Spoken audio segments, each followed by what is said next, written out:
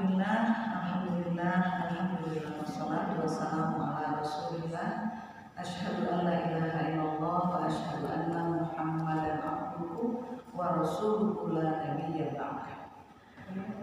Berbahagia sekali, bersyukur pada kesempatan pagi yang sudah menjelang siang kita bisa berkumpul lagi di musala yang mudah-mudahan Allah berikan keberkahan dan kita yang hadir juga Allah berikan keberkahan. Setelah beberapa waktu vakum dan alhamdulillah kini kita bisa menyambung silaturahim dan mengisi hati kita, kepala kita, akal kita dengan ilmu yang Allah berikan kepada kita, meskipun kita memperolehnya bisa jadi tidak terlalu banyak, gitu kan? Namun sedikit-sedikit, insya Allah itu menjadi manfaat buat kita semuanya. Salawat serta salam tidak lupa kita sampaikan kepada Nabiullah Muhammad Sallallahu Alaihi Wasallam. Bu Dini menyampaikan amanah untuk kita mendiskusikan tentang fikih wanita, ya, tentang fikih wanita. Jadi sebelumnya mukadimahnya saya ingin sampaikan begini, Bu. Fikih itu kalau kemudian kita ambil maknanya, gitu ya, maknanya fikih itu artinya adalah kita akan belajar tentang hukum,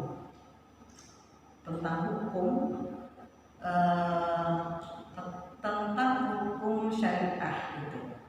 Jadi tidak ada di dalam kehidupan kita, dalam kegiatan kita beraktivitas yang tidak boleh lepas dari hukum. Jadi semuanya mesti ada hukum yang kemudian kita yang melandasi apa yang kelak akan kita lakukan, kita laksanakan, gitu kan. Dan dari waktu ke waktu yang namanya hukum, yang namanya fikih ini seringkali akan memperlihatkan adanya sebuah perkembangan, gitu kan. Dan kemudian yang berikutnya lagi dia bersifat fleksibel. Nah, sehingga ibu-ibu semua ada perkembangan, ada perbedaan, dan kemudian fleksibilitas di dalam hukum ini. Begini yang harus kita persiapkan adalah seringkali akhirnya kita mendapatkan perbedaan antara saya dengan ibu-ibu dengan sesama ibu-ibu semua.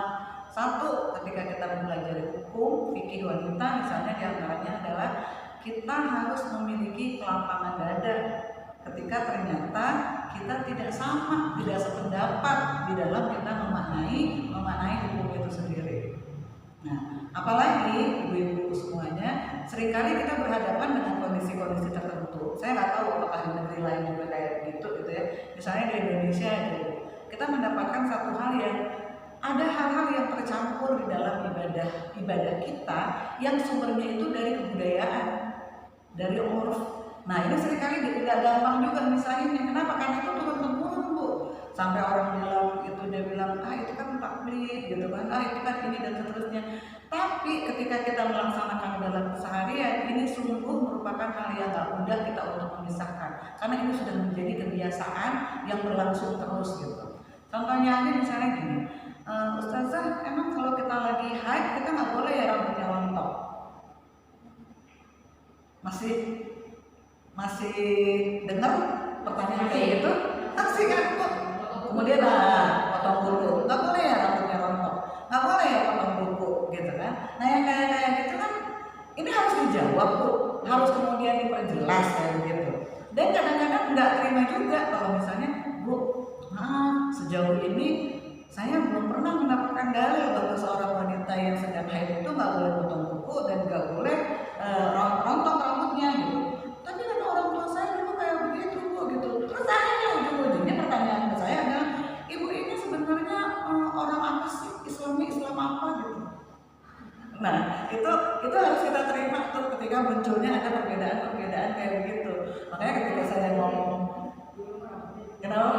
Dulu kan rambutnya saya kumpulin, betul, dikumpulin, dan ketika rontok di jalan, kumpulinnya gimana?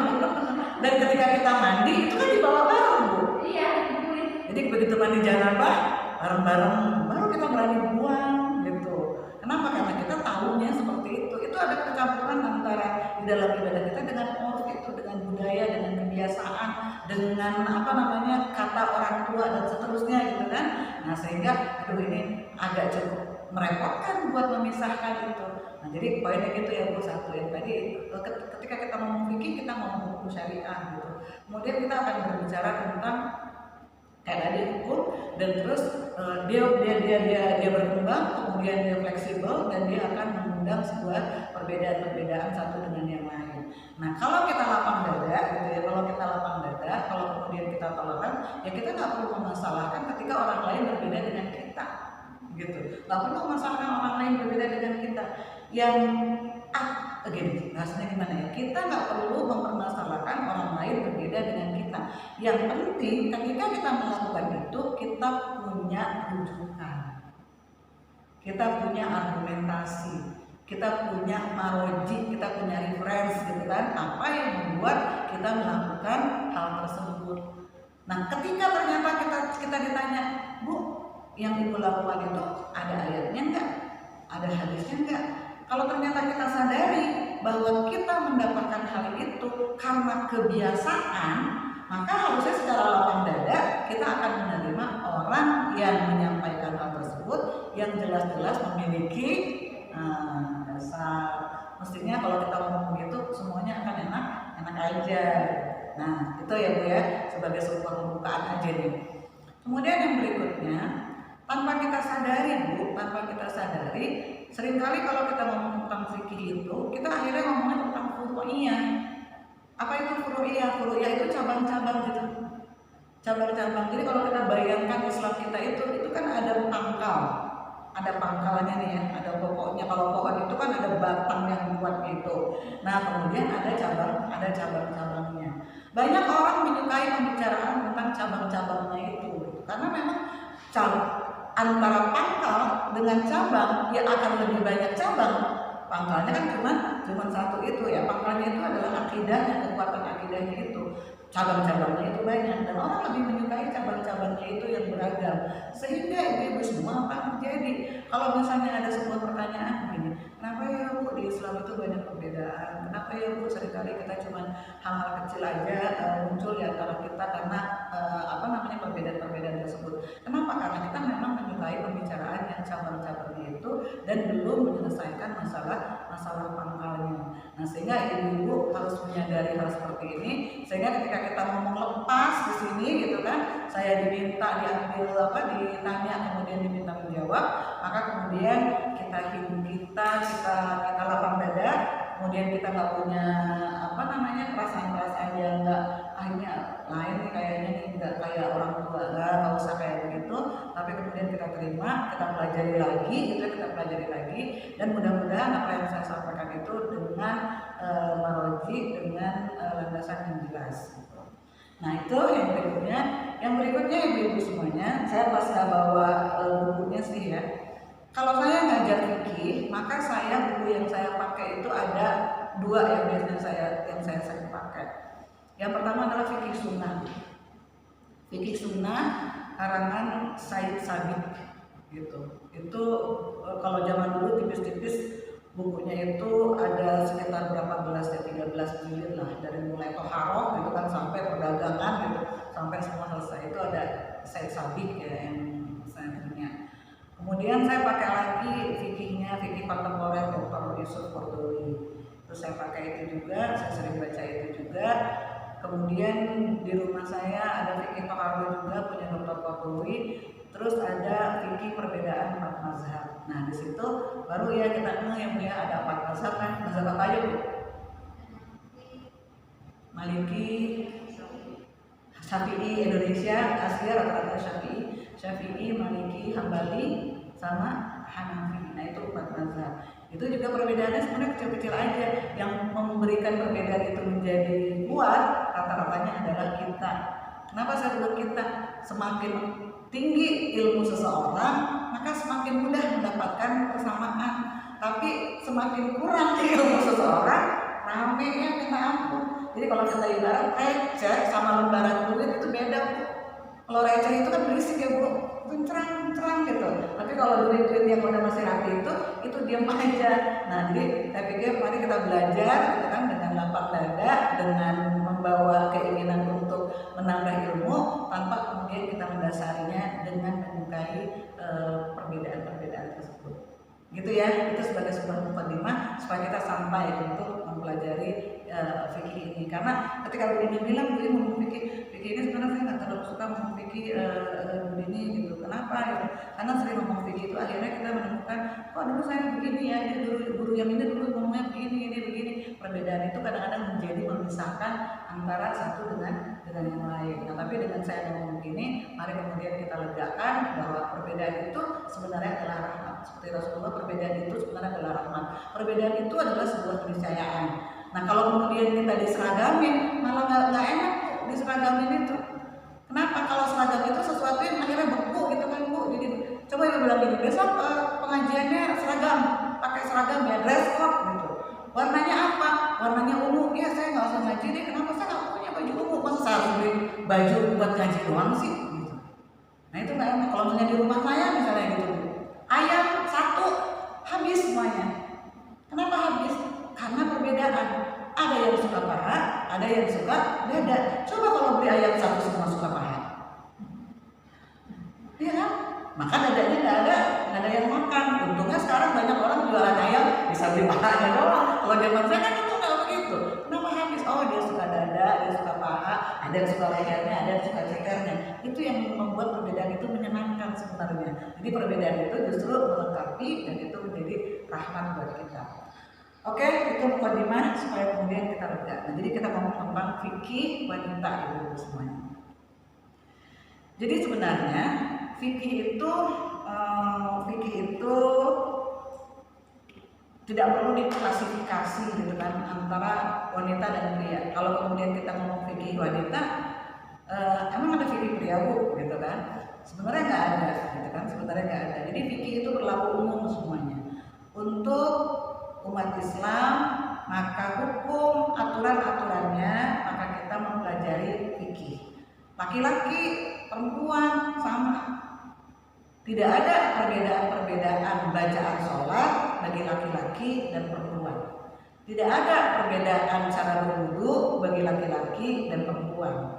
Tidak ada perbedaan tata cara zakat, tata cara haji misalnya untuk laki-laki dan perempuan.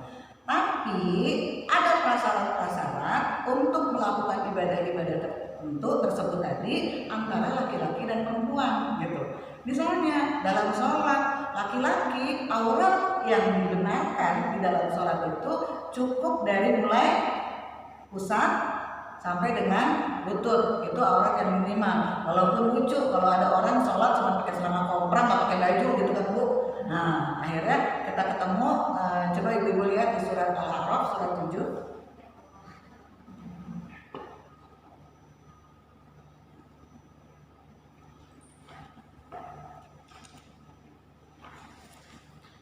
Surat 7 ayat 31 ya, betul. Surat 7 ayat 31.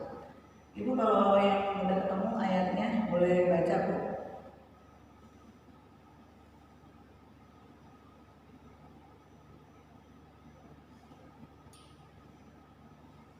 Nah enggak? Ada yang udah ketemu boleh baca? Siapa Bu? Iya betul. Al-A'raf 31.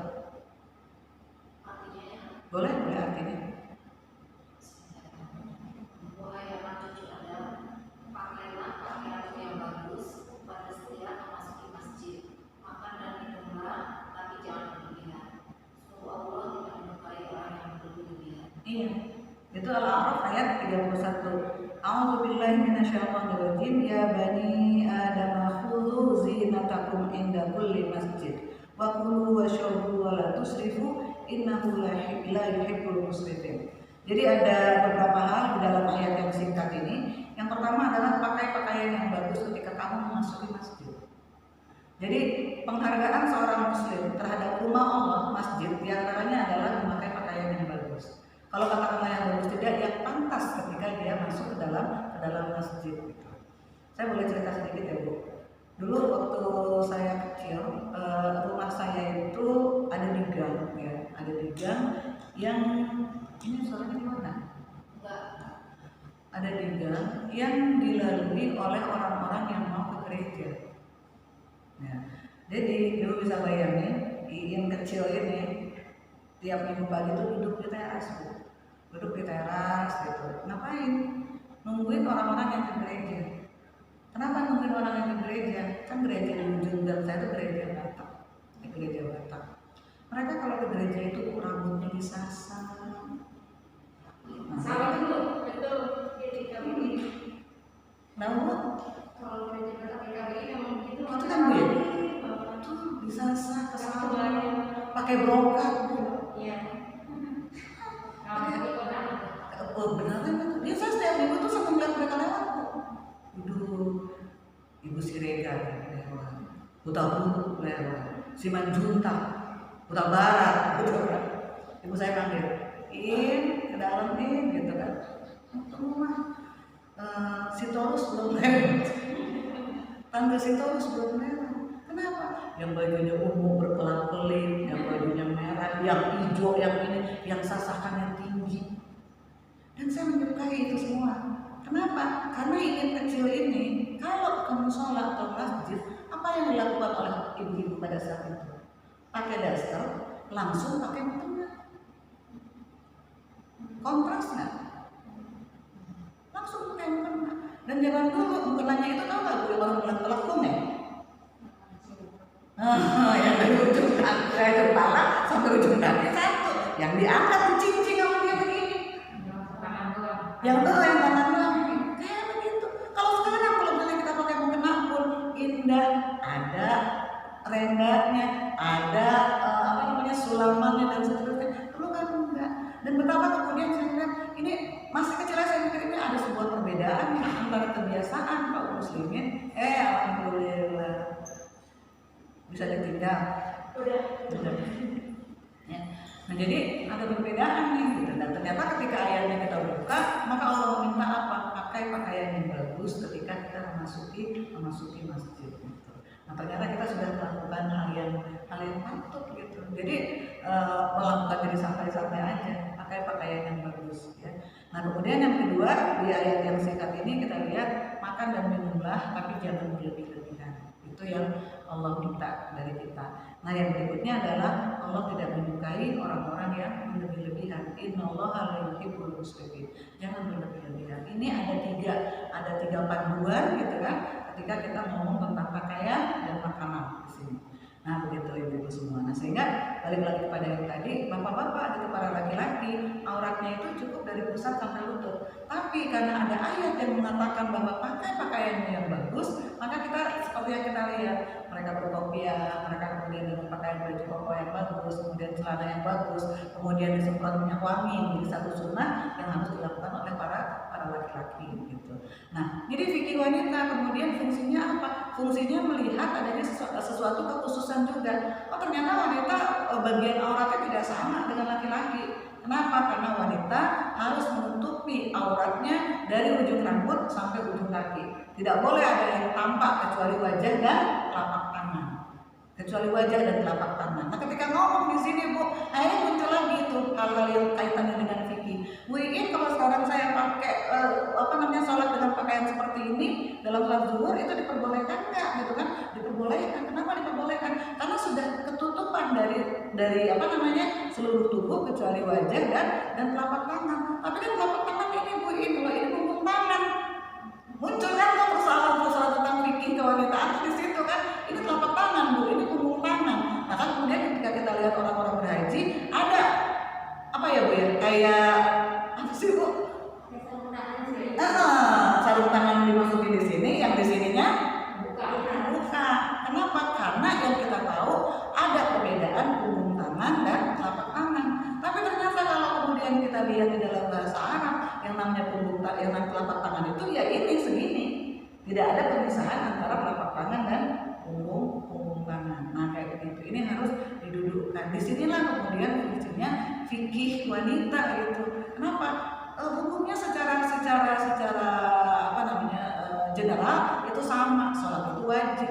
Sebelum sholat seseorang harus berwudu, sebelum puasa seseorang harus berniat. Tapi ternyata di dalamnya ada kekhususan bagi perempuan, ada perbedaan sedikit-sedikit yang harus kemudian kita pahami agar ibadah kita kemudian bisa ibadah kita sesuai dengan apa yang Allah minta dari kita. Nah itu yang berikutnya. Kemudian ibu semua, pembagian hukum syariah itu ada 5 hukum syariah. Jadi kita akan ngomong memang tentang wajib yang pertama. Hukum syariah itu yang pertama adalah wajib. Apa makna wajib? Apa yang disebut dengan wajib? Ingat kan? Pelajaran SD atau SMP? SD. Apa itu wajib? Harus dilakukan, ditinggalkan dosa. Apabila dilakukan mendapatkan pahala, apabila ditinggalkan mendapatkan dosa. Di bawah wajib apa?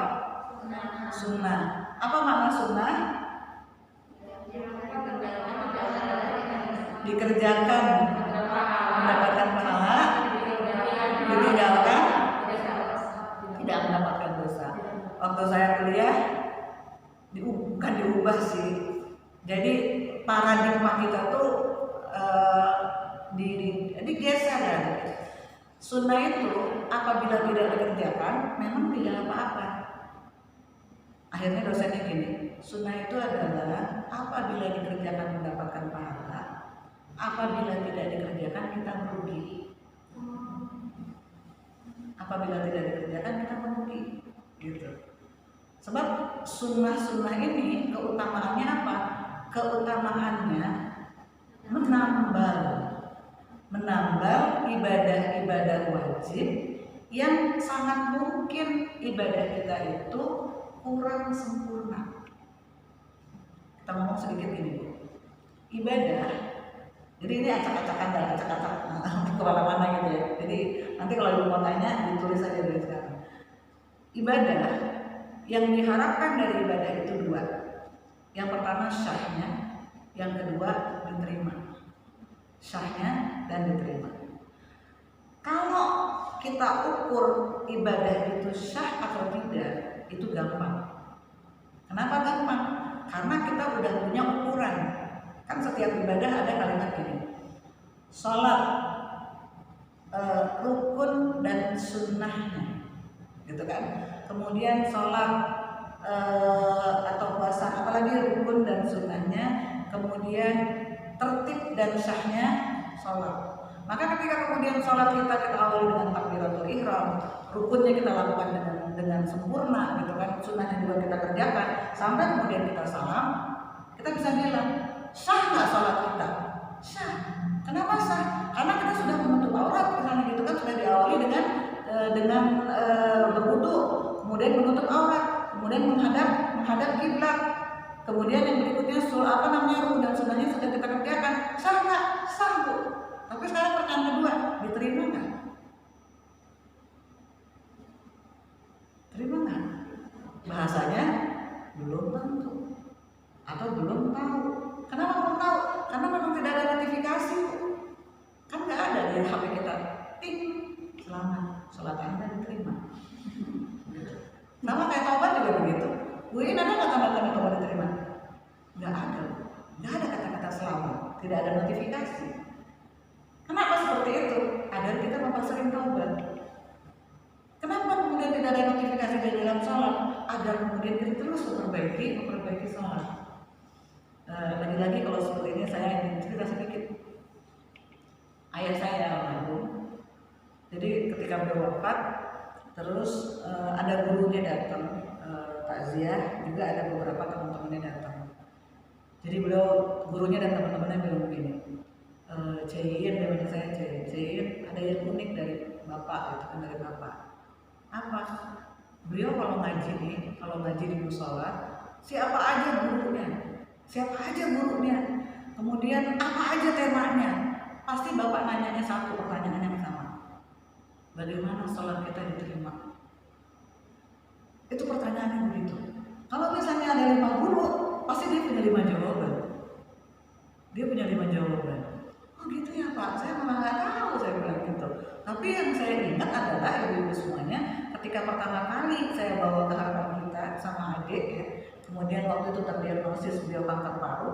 Saya nunggu tuh di depan sampai sholat sampai menjelang maghrib lah di awal Ramadan waktu itu. Kata adik saya gini, "In, lu jagain apa?" katanya. "Gue yang ngurus obat." Udah saya berdua sama bapak saya. Terus bapak saya bilang gini, "In, dengerin ya." "Dengerin apa, Pak?" "Apa mau baca bacaan sholat?" "Iya, baca bacaan sholat tuh, Bu. Baca bacaan sholat terus dari mulai iftitah sampai kemudian selesai."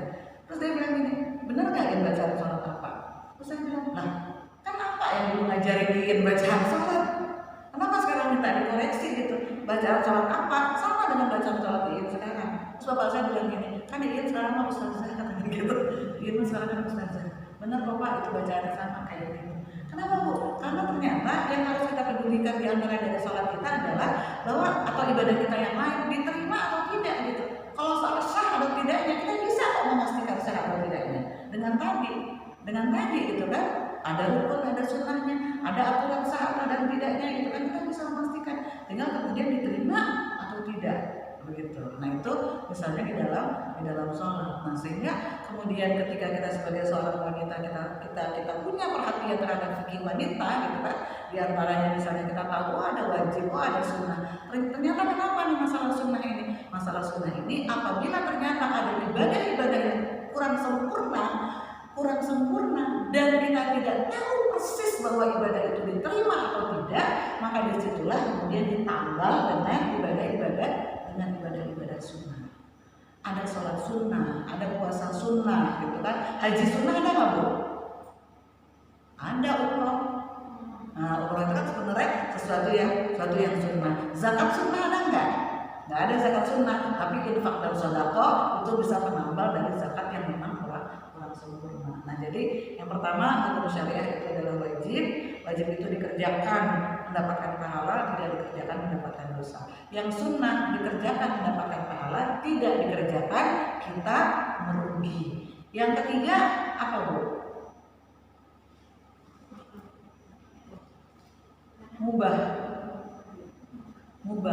Mubah itu apa? Dikerjakan ataupun tidak dikerjakan sama-sama tidak berdosa.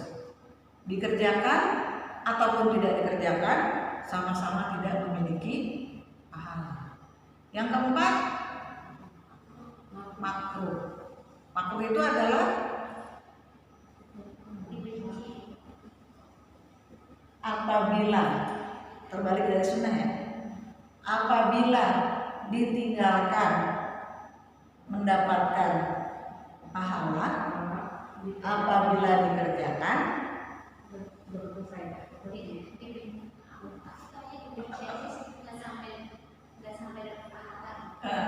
Apabila dikerjakan, kalau kita kan selama ini tidak apa-apa, ya kan? Jadi makruh itu apabila ditinggalkan mendapatkan pahala, apabila dikerjakan tidak apa-apa selama ini. Tapi lagi-lagi saya juga pakai kita harus tahu kan, apabila dikerjakan dibenci. Kenapa? Karena kata-kata makruh itu dari kariha, artinya dibenci. Yang makruh itu adalah dibenci oleh Allah. Jangan sampai seseorang melakukan sesuatu yang makruh. Dia tidak berdosa, tapi Allah nggak suka. Allah nggak suka. Maka emang kita nyaman ketika kemudian kita mengetahui bahwa kita termasuk yang tidak disukai, kan kita nggak mau gitu kan. Maka kemudian ditinggalkan. Apa contoh makruh? Saya produksi jengkol lagi. Rendang jengkol beliin. Jadi jengkol itu, ini Dr. Bakrun ya dosen saya. Jengkol itunya sendiri bukan sesuatu yang dibenci, bukan sesuatu yang makruh. Tapi apa yang terjadi? Apa yang terjadi setelah makan jengkol? Nah itu. Jengkolnya itu tak makruh. Jadi mau makan jengkol 1, 2, 3, 4 itu kan itu nggak ada masalah. Apa yang terjadi gitu kan? Akibat makan jengkol, nah itu yang terjadi kemakruhan itu. Bau mulut, terus bau kamar mandi, jadi akibatnya. Nah lalu gimana? Kalau ternyata bisa mengatasi itu yang penting. Bau mulut kita diatasi dengan apa? Makan peppermint misalnya gitu kan, makan permen. gosok gigi gitu. Nah sama juga dengan makan bawang Bu. Kan Rasulullah bilangnya begitu. Kalian setelah makan bawang jangan dekati masjid. Kenapa? Bau badan yang ditimbulkan oleh orang yang suka makan bawang akan mengganggu orang-orang yang berada di masjid. Gimana Bu?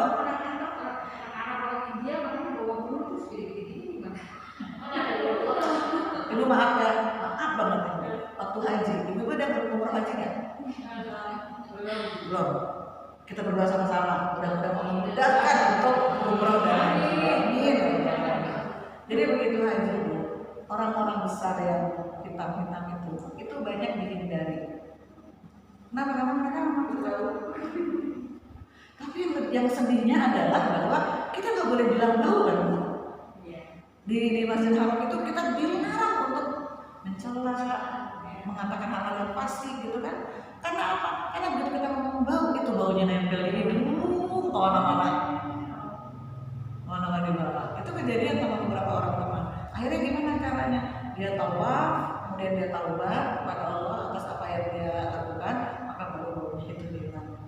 Kenapa mereka bisa? Jadi seperti ibu bilang tadi, dia suka makan-makan yang keras aromanya sampai kemudian menimbulkan bau badannya.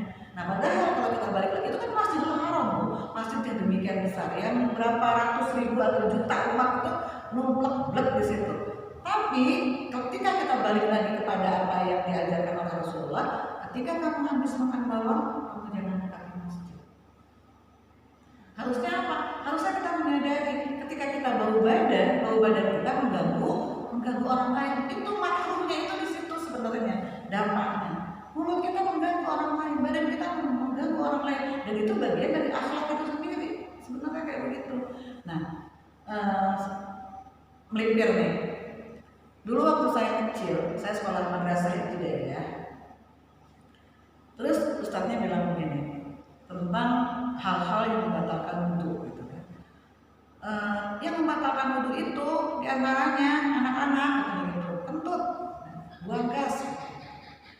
Saya tuh kelas 2 atau kelas 3 ibtidaiyah kan. Oh iya Ustaz. Harusnya jangan dibercandain gitu kan, tapi Ustadz emang suka bercanda. Nih, Ustadz kasih tahu ya katanya gitu. Kalau habis wudu, kentut sekali batal, kentut 2 kali kagak batal. Akhirnya anak kelas 3 ya, 2 atau 3 kita disuruh. Jadi kita kalau kentut 2 kali, biar kagak batal gitu. Terus Ustadznya ngeliatin aja, dengerin gitu.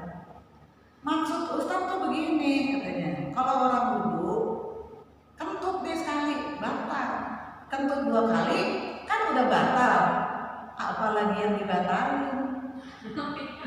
Maksudnya itu curang si Ustadz gitu, anak SD kayak gitu dibercandain, jangan tersimpan kan lu kentut sekali, kentut aja gitu kan, biar kemudian tidak batal gitu. Nah terus pada saat itu juga ada teman nanya gini, Ustadz emang kalau habis kentut wudu lagi gitu kan? Iya wudu lagi. Oh wudu Ustadz gitu kan?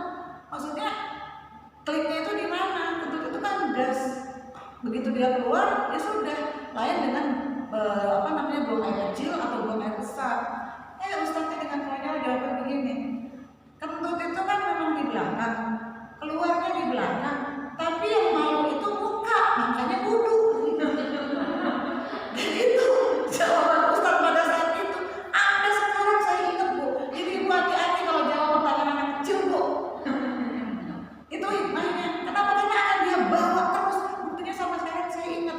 Untungnya ketika ada jamaah taklim nanya itu, saya nggak jawab kayak gitu. Coba kalau saya jawab gitu kan. Untungnya saya sudah baca buku yang lain. Nah, di dalam fikih Taharah itu dijawab oleh Syekh Qaradawi, ibu semuanya. Ketika ada pertanyaan sama persis seperti pertanyaan yang saya dengar dari teman pada waktu saya sekolah madrasah itu. Apa jawab beliau? Jawab beliau adalah begini. Rasulullah melarang seseorang yang makan bawang masuk ke dalam masjidnya. Kenapa seperti itu? Karena bau badan yang keluar dari orang yang makan bawang akan mengganggu orang-orang yang berada di masjid dan akan membuat masjid itu menjadi kotor dan berbau. Sementara Islam sangat menjauhkan dari hal-hal yang seperti itu. Nah, bayangkan, kata Dr. Qaradawi, bayangkan apabila seseorang yang buang gas tidak memerlukan berwudu. Bayangkan kalau orang yang kentut, orang yang buang gas tidak perlu berwudu, apa yang terjadi pada masjid? Kan itu sembarangan, dengan bau yang seperti itu. Tapi karena dia harus berwudu, dia harus gitu kan, jangan sampai batal, dikit lagi jumatan, dan repot nih kalau kayak begini gitu kan. Atau kemudian dia keluar dulu mendekat kamar mandi, baru kemudian dia untuk buang gas ke sana, baru kemudian dia berwudu, setelah berwudu kemudian dia masuk lagi, akan menjadi seperti itu gitu ya. Nah, jadi yang ketiga tadi, yang keempat tadi adalah makruh. Makruh itu bagaimana?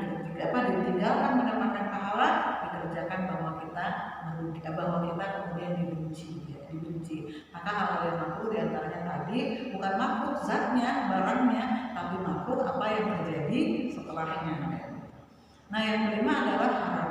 Haram itu dikerjakan mendapatkan dosa, ditinggalkan mendapatkan pahala. Banyaklah ya hal-hal yang haram ini.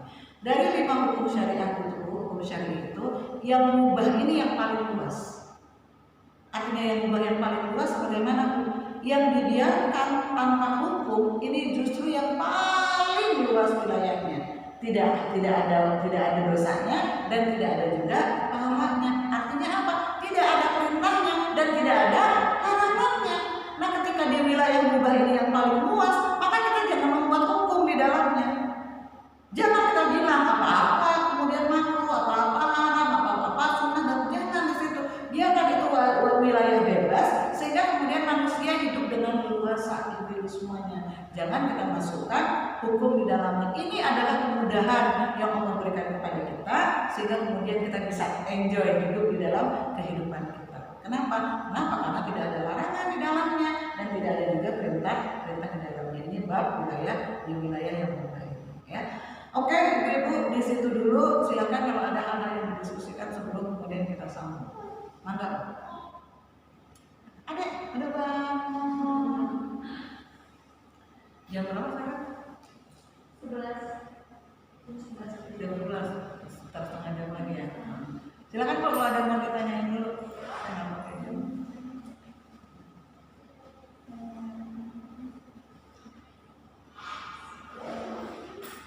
Mangga, nggak ada. Oh iya, silakan.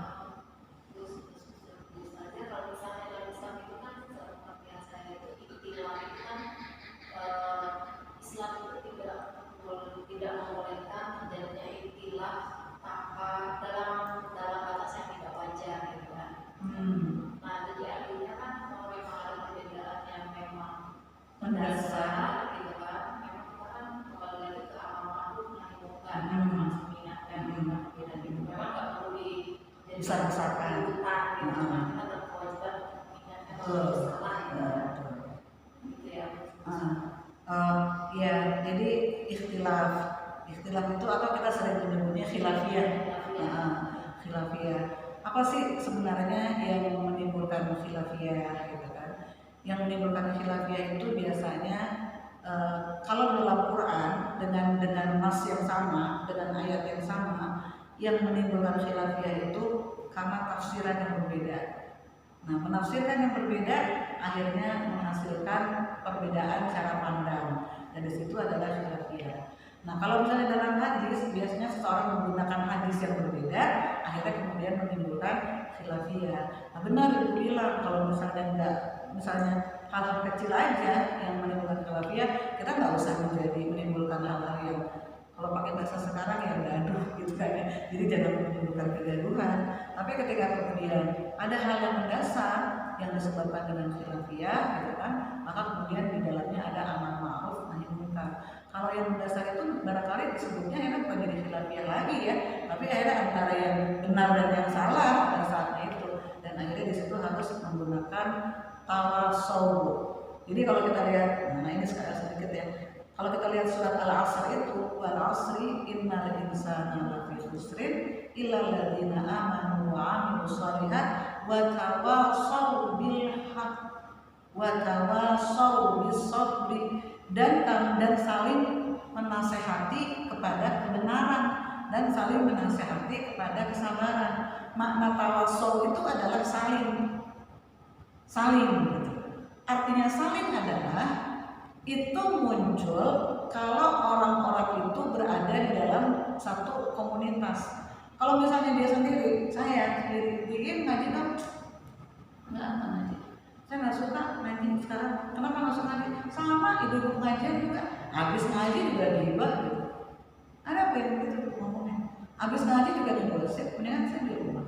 Lepas diri saya dari dosa-dosa gibah. Oh gitu, oke. Nah orang yang sendiri di dalam rumah, maka dia nggak punya kesempatan tawassul.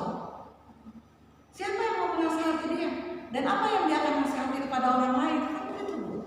Kalau kemudian dia tahu teman-temannya riba misalnya setelah ngaji bahkan masuk dia dalam pengajian, di situ ada tawassul, di situ ada saling menasihati kepada kebenaran, saling menasihati kepada kesabaran. Nah itu maknanya. Makanya ketika ada perbedaan hal yang kecil kita toleran. Tapi kalau misalnya perbedaan itu mendasar, maka di dalamnya ada sebuah kekeliruan yang di dalamnya memungkinkan dan mengharuskan kita tawassul bil haq. Nah, Imam Syafi'i misalnya salah satu contohnya, beliau mengatakan sangat indah banget. Beliau bilang begini, saya boleh mengatakan apa yang saya katakan benar, tapi saya tidak boleh mengatakan apa yang akan kamu katakan salah. Dan begitu juga sebaliknya, kamu boleh mengatakan apa yang kamu katakan benar, tapi tidak boleh mengatakan kepada orang lain yang orang lain katakan itu salah. Artinya apa? Artinya berpendapat itu sesuatu yang boleh-boleh saja, asal yang paling baik pendapat yang dikeluarkan tadi yang dengan nas yang jelas, dengan argumentasi yang jelas. Kalau misalnya kaitannya dengan ayat dan hadis, dengan ayat dan hadis yang jelas gitu. Sehingga kemudian orang tahu, oh dia berpendapat jelas kok, bukan sekedar mengaku, bukan sekedar jidal. Apa itu jidal? Berbantah-bantahan gitu, tanpa sesuatu yang jelas, bukan sekedar panas saja, emosi aja kalau pendapatnya itu dipandang salah. Nah, terima kasih Bu untuk penegasannya gitu. Ibu ada yang lain? Silakan. Dulu kalau nggak salah Bu ini pernah menyampaikan, kan kalau kentut itu kan memang sesuatu yang keluar gitu ya. Gimana ya? Kalau kentut itu kan gas yang keluar. Jadi ada juga kadang yang kayak nggak keluar tapi kayak dia jadi mengganggu kita ragu gitu. Kalau seperti itu berarti lebih baik kita memperbaiki dunia gitu. Kita jadi dulu ya, berarti memperbaiki dulu kita aja gitu ya. Iya, jadi Rasulullah kan sampai hal itu sampai detail ya. Jadi kalau misalnya buang gas itu, tahu kalau kita buang gas itu suara, kemudian bau gitu. Kemudian memang berasa ya di dubur kita tuh letupannya gitu. Nah terus ada orang yang, saya jadi ketawa, orang yang nahan Bu. Jadi itu ceritanya ada orang yang nahan ketika dia sudah tasyahud akhir, kemudian dia pengen buang gas. Sayang kalau misalnya harus ulang dari rakaat pertama gitu. Akhirnya tumitnya itu dia taruh di dubur itu. buat tahan banget. Akhirnya apa yang terjadi? Keluar dari depan. Pernah nggak gitu ngerasa? Dia kayak gitu ke depan. Sebenarnya itu adalah gas. Kenapa? Ke tempat pipis, kayak gitu. Tapi dia nggak sampai pipis juga kan, cuma terasa kalau ada sesuatu yang keluar gitu. Nah itu gimana? Kalau ternyata memang prosesnya terjadi dia menahan yang di belakang, akhirnya keluar, berarti kan itu sama. Jadi gas juga, buang gas juga. Nah sebaiknya memang dia memperbaharui wudunya ketika dia merasakan hal yang seperti itu gitu. Ya, itu tuh dari aku kecil juga kayak udah berasa gitu ya, maksudnya ini teh apa sih kentut apa bukan gitu. Kita tiap kali habis kayak ada iya kan, kayak ada belum gitu lah di daerah apa bukan gitu. Kadang-kadang kan udah maju udah sholat gitu ya. Sebenarnya kita sujud ketika kita sujud kan masih juga. Tapi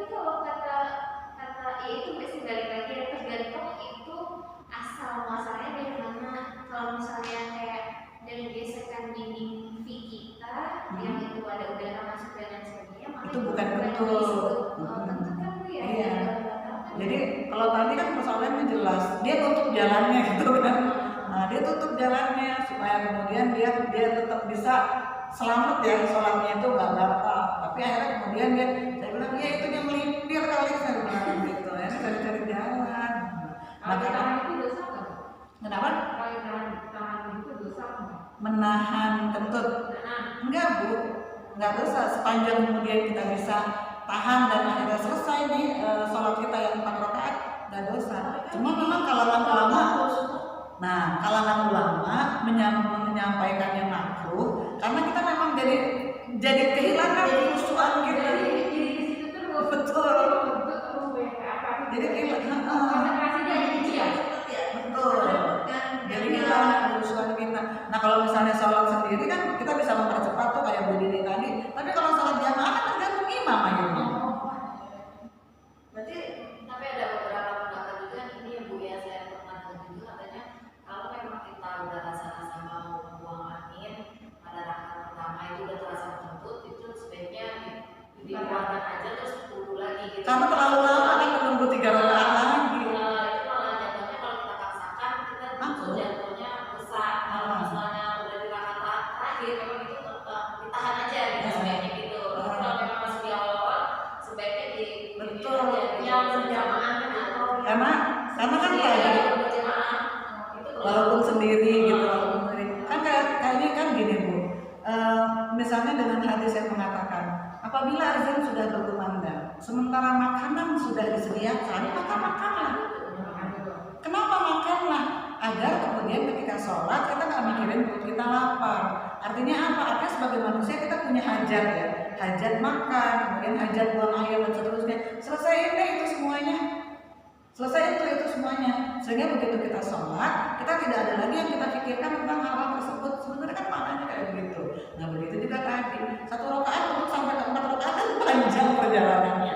Maka lebih baik udah batal aja, wudhu, kemudian balik lagi ke jamaah sholat gitu. Nah kalau misalnya kayak gini Bu, ketika haji itu tawaf itu kan salah satu yang memerlukan kesucian, akhirnya kita harus wudhu. Itu begitu di tengah-tengah tawaf kita batal, aduh itu bukan main kan, lepas dari lingkaran tawaf mencari kamar kecil, itu luar biasa itu. Makanya saya suka melihat ada orang-orang itu sambil tawaf dia batal, dia semprot pakai semprotan itu gitu, nggak mau minggir mencari kamar kecil lagi atau mencari tempat duduk lagi. Terus saya bilang itu gimana ya Ustaz? Saya nggak menganjurkan, kata pemimpin saya nggak menganjurkan gitu. Dia udah batal, nanti kalau dia berhenti dia kan juga akan mengganggu yang lain, orang yang lain. Jadi lebih baik batal, minggir, kemudian cari tempat duduk, balik lagi. Dan enaknya tawaf itu kan di putaran ketiga kita batal, maka kita bisa melanjutkan di putaran keempat gitu. Jadi nggak usah pulang dari satu. Kalau sholat kan enggak, mulai dari satu. Itu yang bikin orang, aduh, udah rakaat ketiga, batal, mulai dari satu. Tapi dalam kasusnya tawaf kayak gitu, pertama kan memang kita kalau bersentuhan pun kita nggak batal dengan lawan jenis Iya, khusus tuh iya. tawaf. Terus kalau misalnya kita di tengah-tengah itu terus kita misalnya Batal? dibatangin gitu, kalau misalnya kita tayamum aja gitu sebagai jalan kita tayamum gitu, boleh kan? Ada yang melakukan itu banyak, bahkan tayamumnya tuh nggak di lantai, di pundak orang. Di tas atau di pundak orang. Di pundak orang itu langsung gitu. Kenapa? Karena kesulitan mendapatkan air. Tapi boleh Jauh. Tapi boleh nggak? Nah kalau pembimbing saya tuh lumayan strict Bu, saya nggak menganjurkan ngomongnya begitu, saya nggak menganjurkan gitu. Jadi lebih baik bisa tahan, karena itu saya haji tahun 2008, nggak tahu ya kalau sekarang. Di tahun itu Bu, di pinggir-pinggir itu masih ada tempat wudhu. Di beberapa titik masih tempat wudhu. Atau kita kan suka ngantongin air zam-zam. Yang kita cari selokan sedikit, kita berwudhu dengan air yang satu botol itu. Cuman memang kadang-kadang perempuan itu kan kadang-kadang gini, aurat gitu. Oh ternyata saya juga baru dapat. Nah ini masalah perempuan fikih wanita. Kenapa? Karena ternyata kita boleh kok ketika kita berada di tempat umum tidak memungkinkan untuk melepas hijab kita dalam berwudu, maka kita boleh mengusapnya dari atas hijab. Beres persoalannya udah. Gitu. Nah kalau nggak begini, kalau untuk belajar kita nggak tahu gitu kan pada saat apa kita diperbolehkan kayak begitu. Gitu Bu, dari kentut ke kemana-mana jawabannya. Tapi kalau nggak di tangan tadi yang bukan dari yang bukan. Jadi bisa jadi kayak tadi ya, ada mana lain, bisa jadi memang ada gas yang masuk gitu. Ada seperti itu. Maaf ya Bu ya, jadi misalnya juga kayak gini, teman-teman yang udah itu, saya habis kumpul dengan suami, gitu. Habis kumpul dengan suami, kemudian saya udah mandi janabah, buin, kemudian saya juga ketika sholat ada sesuatu yang keluar. Nah yang keluar itu apa Bu? Gitu. Itu kan susah, kalau kemudian keluar adalah sperma atau apa dan seterusnya, itu membatalkan atau tidak. Nah yang kayak gitu kan suka ketemu tuh. Jadi jawabannya Bu. Jadi jawabannya itu memang kita kalau misalnya itu kalau saya menganggapnya itu sudah tidak lagi yang membatalkan gitu. Kalau misalnya itu sperma itu kan bukan sesuatu yang najis. yang penting kita udah mandi besi ya kan dia. Ya, nanti kalau mandi janabah malam kita masih hubungan nih. Kan udah kita bersih. Udah mandi janabah. Kita sholat ya, mandi juga bersih. Kadang-kadang jam 9 atau jam 10 lagi mau ngapain, tiba-tiba keluar pegang bening. Enggak. Itu kami kan itu sperma suami kita kan ya. Bisa jadi. Enggak harapannya. Enggak harus lagi kita sholat. Enggak usah mandi janabah lagi.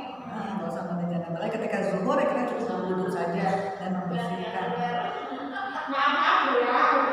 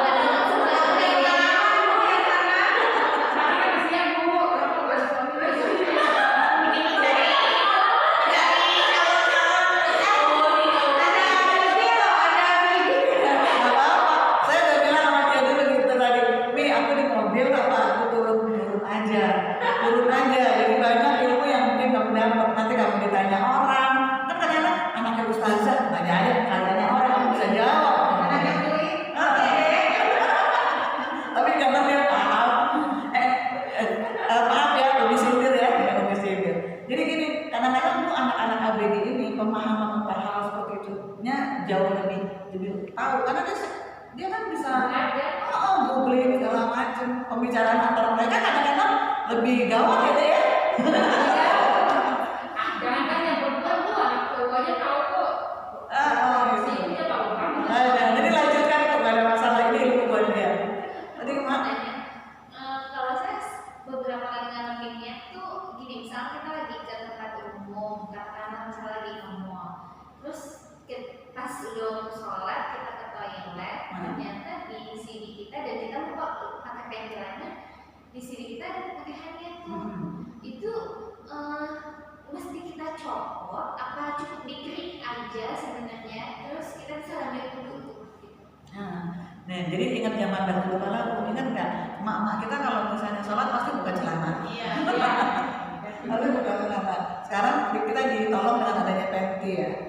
Jadi gini, si keputihan itu kan penyebabnya apa? Jamur. Penyebabnya jamur. Maka kemudian yang disebabkan oleh jamur berarti keputihannya itu tidak najis. Nah, tapi ada yang disebabkan oleh apa ya? Bakteri ya. Sehingga kemudian terinfeksi atau gimana gitu. Nah, sampai kemudian yang keluar dari USV-nya itu berbau. Ada kan? Nah, ketika berbau, dia masuk ke dalam kategori nanah kotor. Nah, jadi ketika orang yang keputihan sudah berbau, maka keputihan itu sudah najis. Tapi itu penyakit ya, Bu. Nah, udah penyakit dan itunya udah kayak darah, nama itu kan najis. Nah, ya kayak gitu. Berarti itu najis. Berarti ketika kita mau sholat dengan kondisi seperti itu, kita harus bersihkan dulu. Tapi kalau dia lembab aja, bening aja, begitu maaf kalau kita gini kan terus gak ada bau apa-apa, maka kita bisa lanjut sholat sebenarnya. Cuma masalahnya adalah nggak nyaman karena lembab. Masalahnya yang sering dalam keseharian kita itu adalah apa bahasa ini nggak afdol, nggak afdol lah kalau nggak ganti nggak afdol. Kayak misalnya tadi ibu bilang ngomong, waktu itu saya pernah ke Tanah Abang yang belum sama teman, sholat dulu, saya bilang nggak enak ya ujung gamis kesapu ya, kesapu kena kotoran dan seterusnya gitu kan. Ini kan nggak tahu kita najis atau gimana, nggak apa lah, nanti aja di rumah macet dan seterusnya. Kita nih di zuhur bisa jadi, kemudian zuhur asar kita nggak datang sampai rumah belum tentu bisa maghrib. Udah sholat, kalau emang nggak afdol, kucekin aja gimana kucekinnya itu panjang, lo kan gampang. Kita memastikan itu najis, dicium ada baunya, dilihat ada kotornya. Tapi kan jelas-jelas kalau Rasulullah bilang, sapuan yang pertama kamu kena najis, sapuan yang kedua tanahnya itu akan menyucikan najis yang sebelumnya. Ada kok ininya, jadi nggak apa-apa punya aku ikut guru aja katanya gitu, kemudian sholat. Nah hal-hal kayak begitu kan hal-hal praktis yang memang harus diketahui oleh perempuan gitu, kayak begitu. Jadi kalau pakai mukena nggak apa-apa kan Bu? Kenapa? Kalau kita pakai mukena nggak apa-apa kan? Misalnya kita pakai gamis terus kita bawa mukena, nggak apa-apa. itu nggak apa-apa. Tapi kan baju kita nggak kita lepas, itu yang masalah yang dimasalahi oleh orang. Baju kita kan nggak kita lepas. Tetap aja. Misalnya ada nodanya, ada bekasnya gitu, tapi ya tuh merujuk ke hadisnya itu sapuan pertama kena najis, sapuan kedua itu yang mensucikan. Jadi kadang-kadang kalau ada nodanya juga. Tetap jadinya. Karena walaupun kita pakai mukena, baju kita kan kita bawa di dalam sholat. Iya. Kecuali kalau kita lepas baju kita gitu kan, kita pakai mukena, tapi kan nggak mungkin kita melakukan itu dalam perjalanan gitu. Bu, kalau sholat habis mandi, misalnya habis mandi terus dulu, tapi sholat dulu, maksudnya nggak pakai baju gitu, nggak apa-apa ya? Sebenarnya nggak ada masalah, tapi sekarang gini, mukena yang kita pakai itu seperti apa? Kadang-kadang di rumah sekarang. iya di rumah Din. Jadi bukan mukena itu kan begini, bulat. Begitu kita angkat tangan, ini melorot. Oh iya. Nah akhirnya aurat kita Biarpun kita sendiri ya Bu ya. biarpun kita sendiri ada melorot dia. Oh iya. Gitu. Jadi tetap aja bagusnya dengan lapis baju. Begitu kita angkat dia melorot, udah ada baju di dalamnya. Sebenarnya kayak gitu. Kecuali yang tadi. Kalau sekalian pas mandi pakai adem apa enggak? Nggak apa-apa. Enggak apa-apa. Bulat gitu. Jadi langsung baru angkat boleh. Boleh. Enggak pakai angkat enggak apa-apa. Nggak apa-apa. Saran-sarannya kan nggak mesti saran-sarannya wudhu pakai baju gitu kan. Sekalian maksudnya. Tapi katanya seperti ini. Anak saya seperti kamu nggak bisa ngurus itu. Pakai dulu, terus ngambil dulu lah. Iya. Saudara kalau wajib itu main wudhunya nggak boleh gerak. Anak saya begitu. Saya sih merunutnya gini Bu, kalau orang misalnya belum pakai baju tuh berwudu, belum pakai baju berwudu, khawatirnya tangannya itu mengenai kemaluan. Nah kalau misalnya tangan kita mengenai kemaluan kita, itu kan ada sebagian mazhab yang mengatakan memang membatalkan wudu. Jadi ada dua mazhab, yang satu membatalkan wudu kalau kemudian dia mengenai kemaluan, yang satu lagi tidak membatalkan wudu. Tapi yang bilang tidak membatalkan wudu kalau tangan kita menyentuh kemaluan, bukan kemaluan kita. Jadi misalnya kita membersihkan anak dalam keadaan berwudu, maka kita harus berwudu lagi gitu. Jadi kalau misalnya masih belum pakai baju, kita udah berwudu, nanti kita pakai celana dalam misalnya kan, ternyata menyentuh, nah kita masuk ke dalam, misalnya kita yakini mazhab yang pertama tadi batal, kita batal lagi wudunya. Maka lebih baik sudah menggunakan pakaian. Itu aku baru tahu. Jadi kalau misalnya menyentuh kemaluan kayak misalnya kita nyambungin anak tuh, kalau kids juga sih biasanya udah lagi, cuma mereka pernah dibahas di grup itu, dibilangnya gini, kita nyambungin anak, berarti kan kita kena Kemaluan anak. Najis anak. Najis anak itu maksudnya bukan perkara yang Betul. membatalkan wudhu Betul. kita gitu. Iya. Oh berarti nggak batal ya? Sebenarnya aku nggak batal gitu. Tapi aku kayak ini, jadi sekarang kalau habis nyemokin pasti aku juga wudhu lagi. Tapi kan apa ya? Iya. Jadi kena najisnya tidak membatalkan wudu, menyentuh kemaluannya yang membatalkan wudu. Tapi kan dia najis itu ada kategorinya, kan najis anak, najis ibu, najis itu kan nggak ada. Kenapa? Ya maksudnya kalau menurut pemikiran saya gitu ya, najis itu kan tidak punya kategori kan. Yang najis mulazo, najis Tapi itu najis anak atau najis dewasa. ya nggak ada kayak gitu ya. Najis aja kalau memang kita udah tentu ya sebaiknya mau wudhu lagi aja, bukan harus kayak gitu. Enggak, jadi najis itu tidak membatalkan wudu. Yang membatalkan wudu itu adalah ketika kita keluar najis. Misalnya gini loh, Bu. Saya gendong si kecil, nggak pakai pampers. Saya sudah berwudu nih. Saya sudah berwudu, saya gendong si kecil. Kencing, pipis mulut. Ketika dia mengencingi saya nggak batal wudu saya. Kenapa nggak batal? Orang saya nggak ikut kencing. Saya nggak ikut kencing, tapi baju saya bernajis. Maka yang harus saya lakukan adalah membuka baju, mengganti baju, membersihkan bagian-bagian yang bernajis. Dan wudu saya tidak batal, kecuali saya kemudian ketika kemudian gendong si kecil, dia pipis, saya kaget, saya pipis juga. Maka kemudian wudu saya pun batal. Jadi kalau kita terkena najis, kita tinggal membersihkan najis yang mengenai tangan kita atau pakaian kita. Itu bedanya antara Jadi batalnya itu mungkin ya batalnya itu karena menyentuh kemaluan itu ya membersihkannya. iya, najisnya tidak membentuk kemaluan. Itu pun tadi ada dua Bu yang saya baca. Yang satu, kalau kita misalnya menyentuh kemaluan kita tidak batal. Ada yang bilang batal, ada yang tidak bilang tidak batal. Kenapa bilang tidak batal? Karena kemaluan kita adalah badan kita. Itu adalah anggota badan gitu kan, maka dia tidak batal. Tapi yang bilang batal karena itu bagian yang berbeda ya, anggota badan tapi bagian yang berbeda. Maka kemudian pendapat yang lain mengatakan, tapi kalau kita menyentuh kemaluan orang lain, anak dan seterusnya misalnya, maka itulah yang membatalkan wudu. Walaupun tanpa syahwat itu. Betul, walaupun tanpa syahwat. Gitu. Jadi kalau yang mungkin harus Berwudu lagi karena menyentuh kemaluannya. Ustazah, kadang-kadang kalau misalnya habis menstruasi ya di rumah itu sudah bersih, sudah mandi wajib, terus kita pergi ke mall nih. Berarti pas kita ke mall, kita pengen sholat kan biasanya kita dulu Ngecek lagi. dulu gitu, pas dikit ternyata kita masih ada flagnya. Kan nggak mungkin mandi di mall tuh, misalnya pada saat kita mau sholat selanjutnya itu boleh dilanjutin sholat atau nggak usah sholat dulu? Nggak usah sholat dulu. Nggak usah sholat dulu berarti. Nggak usah sholat dulu. Jadi Tapi benar-benar nggak ada flag sama sekali. berarti ketika kita sudah mandi keluar lagi flek, berarti haid kita tuh belum bersih sebenarnya gitu. Walaupun cuma coklat-coklat gitu. Iya. Kalau Rasulullah Masih bagian daripada haid sih. masih Kecuali bagian. misalnya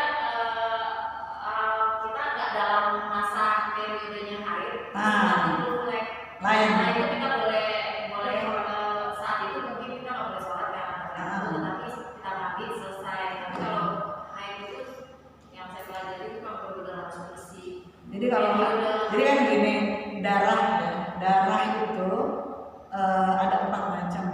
Jadi yang pertama merah kehitaman, terus merah muda, kemudian kecoklatan, yang ketiga yang keempat kuning. Jadi ketika di masa haid atau di masa menjelang melahirkan, nifas atau sesudah melahirkan, ketemu darah-darah yang tadi disebut itu, maka itu bagian dari haid yang masih belum bersih gitu. Nah tapi kalau ternyata haid udah gitu, tiba-tiba keluar flek. Nah flek ini bukan kaitannya dengan darah haid, tapi bisa jadi ada sesuatu nih yang terjadi sama kita. Nah biasanya orang menyebutnya ini darah istihadah, darah penyakit gitu. Apa terjadi? Oh stres, atau kemudian ternyata ada sesuatu yang lain. Nah itu begitu juga misalnya haid yang udah haid 7 hari biasanya dari Senin selesainya hari Minggu gitu kan. Kok Senin masih keluar, Selasa masih keluar gitu. Nah begitu Senin masih keluar, Selasa masih keluar, situ kita cek udah bukan darah haid lagi, tapi ada sesuatu pada diri kita. Mungkin biasanya orang tuh stres, pusing, maka begitu Senin Selasa masih keluar, kita mandi dan kita sudah boleh melaksanakan kewajiban kita beribadah. Ya, saya pernah mendengar pendapat dari beberapa orang gitu. Kalau misalnya kita misalnya bolong-bolong dalam melakukan ibadah wajib atau misalnya sholat 5 waktu, apakah menjadi sholat sunnah kita itu tidak ada artinya? Jadi ibarat kata kalau 5 waktu itu kan kayak nomor telepon, jadi satu tidak dilakukan maka sama sekali satu hari itu kita tidak mendapatkan seolah-olah tidak dapat pahala. Bila di cover sama sholat sunnah. Nah, apakah pendapat tersebut itu memang Demikian. atau memang saya nggak tahu, mungkin Ustaz bisa bantu. Gitu. Ya, jadi 5 waktu sholat. Ya, 5 waktu sholat ini katakanlah kita subuh sholat. Bukan kita, ada jangan kita. Contohnya kalau jelek jangan kita.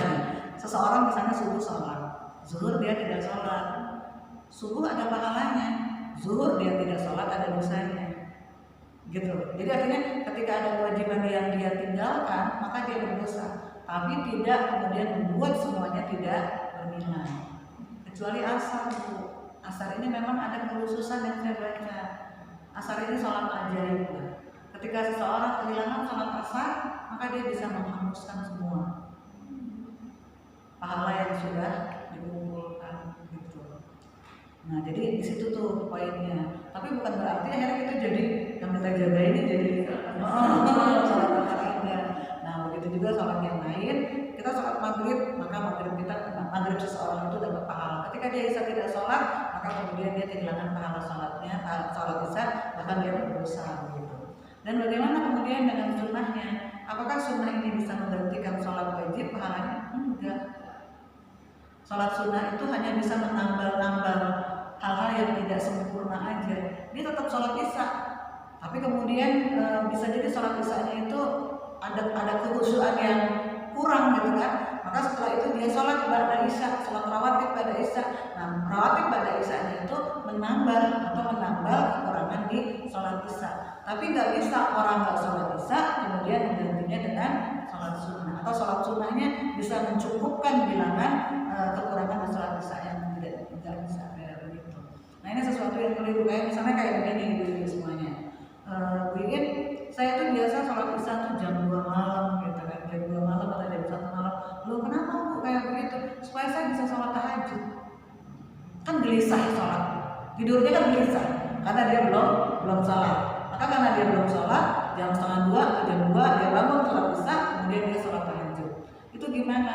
Katanya boleh, katanya sholat isya lebih baik, yang afdal itu adalah yang lebih diakhirkan, dimalamkan.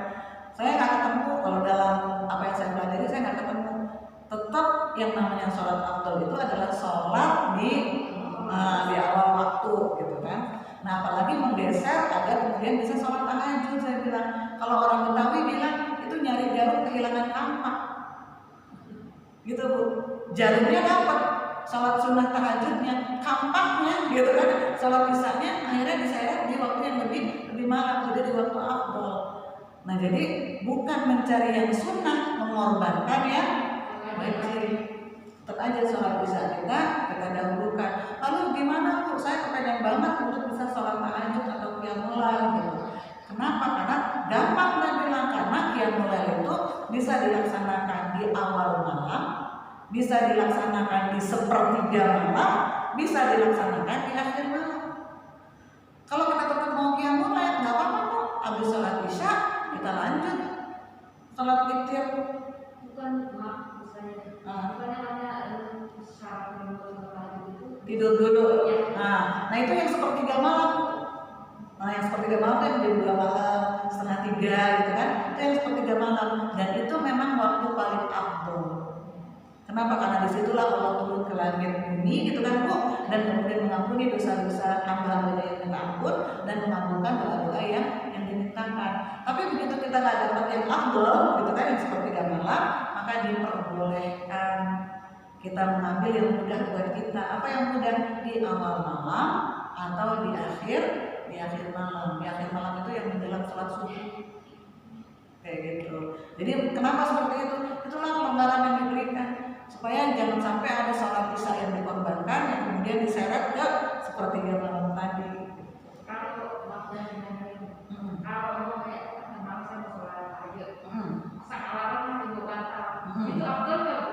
Afdol nggak apa-apa. Kan ada yang bilang gini, biasanya kalau kita udah niat, jam malam itu pasti ada cara menggabungkan, entah itu berpipi atau dengan sesuatu. Ada bangun. Iya, kadang-kadang ada bangun. Tapi kadang-kadang kalau yang dapat sebelumnya mengeblok, apakah haram dan tidak bisa? Boleh. Itu salah satu ikhtiar kita. Dan lagi saya juga baru tahu ternyata sholat isya itu waktunya itu nggak sampai subuh ya Bu, itu cuma sampai Jam 12. Kita setelah kan pernah gitu mengakhirkan sholat padahal udah lewat jam 12 malam sudah kan. Betul. Kan karena orang selama ini gini, akhir dari sholat zuhur adalah asar, akhir dari sholat asar adalah maghrib, gitu kan? Akhir adalah sholat isya subuh. Lalu ternyata begitu lewat jam 12 maka sudah tidak dipandang sholat isya lagi. Kalau dia santai gitu, kalau dia nggak ngapa-ngapain, kecuali kalau misalnya, aduh ya Allah luar biasa itu berat banget tertidur gitu kan Bu, tiba-tiba dia bangun di jam 2 malam maka lanjut dengan sholat isya. Ini persis banget kejadian kemarin. Jadi saya tuh ketemu darah kuningnya, darah saya itu jam 6 pas jam 6 maghrib gitu. Nah terus saya bingung kan, ini tuh kan udah mau masuk di waktu yang terlarang untuk sholat ya. Kalau saya kerja buat sholat asar gitu.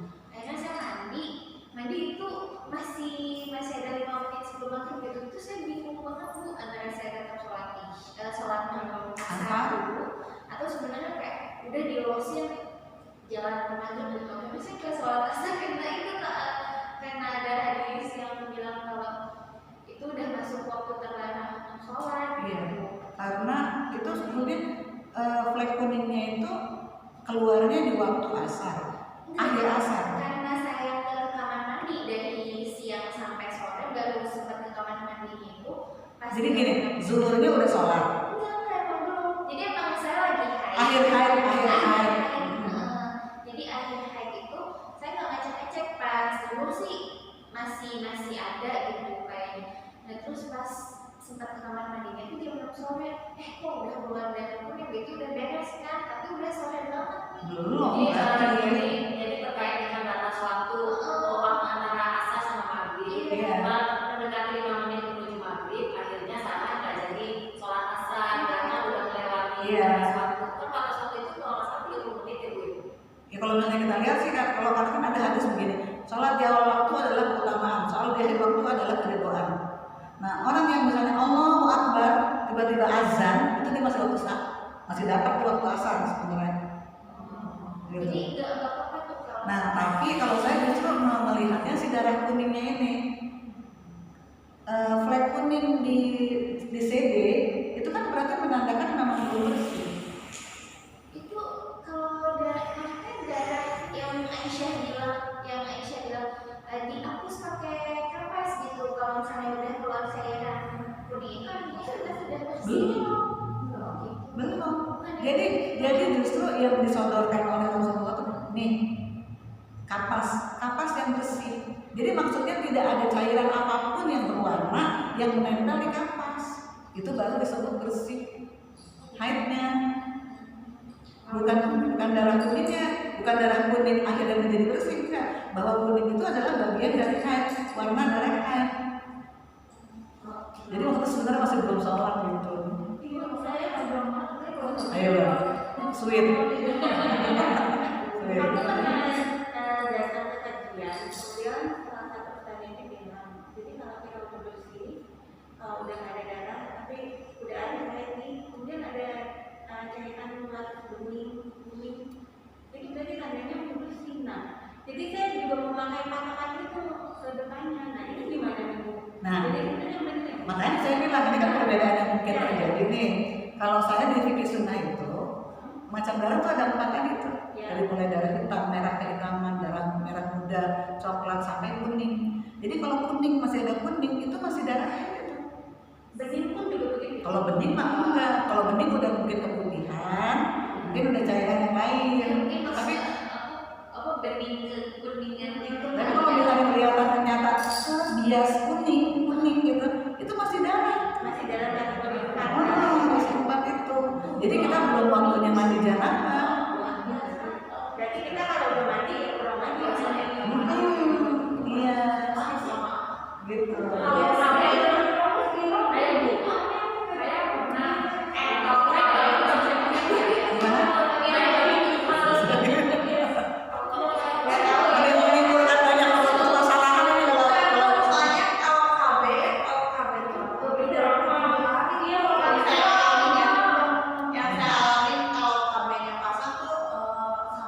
bisa lama.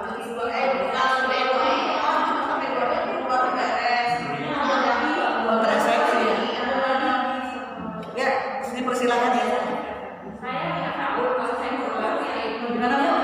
saya waktu itu nggak tahu udah pakai. Nggak tahu. Nggak tahu, belum pakai. Saya sholat. Begitu saya selesai sholat subuh, saya buka mukena dan mukena kebelet pipis pas kamar mandi. Keluar. Yang masih ada itu Nggak apa-apa. berarti sudah diterima ya. Masih diterima. Karena nggak tahu. Kan gini. Kenapa seseorang menjelang dia sholat atau berwudu dia dianjurkan untuk ke kamar kecil, gitu, ke kamar kecil. Oh jadi dia lihat, oh masih ada. Atau misalnya ketika dia suci, oh ternyata ada cairan, gitu kan yang dia bisa lihat, dia ngecek. Apalagi kalau misalnya umur kayak saya, itu kadang-kadang pipis itu udah nggak ketahuan. Kata orang bilang klepnya udah dol katanya gitu. Kita banget katanya. Memang klepnya udah dol katanya gitu. Nah jadi, oh ternyata CD saya bau pipis gitu kan, harus saya ganti kayak begitu. Nah kalau tadi zuhur ternyata bersih gitu kan, bersih, sholat, begitu selesai sholat terus keluar ke kamar mandi, yang ini udah selamat itu. Udah selamat. Saya jadi begini, kita itu kadang-kadang suka melengket mau mumpung lagi ngapain. Misal nih azan zuhur jam 12, kita belum sholat, kita baru mau sholat jam 2, jika dapat hadir ke jam 2 ya kita kan kelewat tuh, padahal udah masuk waktu dari tadi. Pas kita beresin kita mesti kodok zuhur kita apa enggak Bu? Enggak. Jadi udah aja kita dapat dosa tuh nggak sholat zuhur gitu. Nanti apa namanya tema ke depan kita atur per bab ya supaya kemudian pertanyaannya. Kalau sekarang dia ada definisi wanita gitu. Nah jadi kita ngomong tentang kodok. Ada kodok, kan ada orang bilang menjamak sholat itu dengan kalimat kodok. Saya kodok Bu tadi sholat zuhur, asar saya di zuhur. Oh maksudnya ibu menjamak gitu kan, menjamak takdim asar ditarik ke zuhur, atau nanti aja sholat zuhurnya di waktu asar nanti kita kodok. Oh ibu maksudnya menjamak sholat gitu kan. Nah itu menjamak namanya. Tapi kodok itu adalah mengganti artinya sebenarnya. Jadi mengganti sholat zuhur di sholat asar, atau mengganti sholat zuhur di zuhur besok. Nah itu kan kodok. Nah di dalam fikih itu, kalau saya dari buku fikih yang saya baca, mengkodok sholat itu nggak ada. Jadi nggak ada istilahnya mengkodok sholat sekarang kemudian kita kodok, itu nggak ada kayak begitu. Mengkodok itu hanya terjadi ketika seseorang terlupa atau tertidur. Tapi sengaja kemudian kayak tadi gitu kan, itu tidak ada kodok lagi. Jadi misalnya kenapa tertidur atau terlupa ada kodok? Kayak orang kelatan subuh harusnya jam 5, misalnya sekarang jam 5 kurang sedikit, ternyata 6:30 dia baru bangun gitu. Nah 6:30 itu dia sholat subuh, itu sebenarnya adalah mengkodok sholat subuhnya, karena dia terbangun baru jam segitu. Atau ketika dia terlupa, udah dia langsung sholat, nah itu kodoknya. Tapi kalau kemudian ternyata tertinggal waktunya, kemudian sengaja dia kodok nanti di zuhur yang akan datang, itu tidak ada di dalam fikih yang saya pahami. Ini saya garis bawah ini di dalam fikih yang saya pahami. Kenapa? Karena bisa jadi orang telah melakukan hal yang seperti itu. Bu nanya puasa. Ini sholatnya aja belum berpuasa. Sekarang udah jam berapa nih?